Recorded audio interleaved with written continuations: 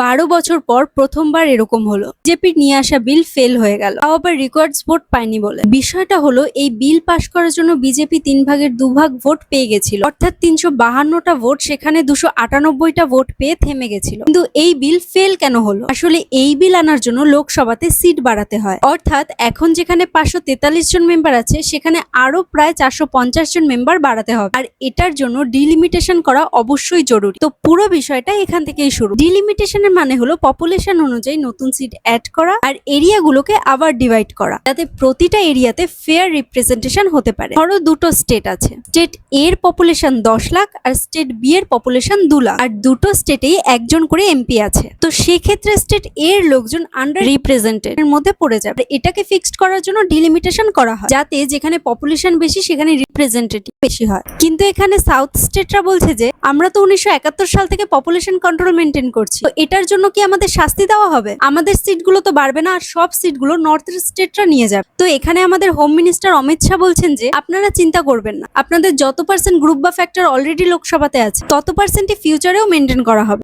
তবুও এই বিল ফেল হয়ে গেল শুধুমাত্র 54টা ভোট না পাওয়ার জন্য। আর মহিলারা যেখানে লোকসভায় 33% রিজার্ভেশন পেয়েছিল, এখন সেখানে শুধু 18%ই থাকবে।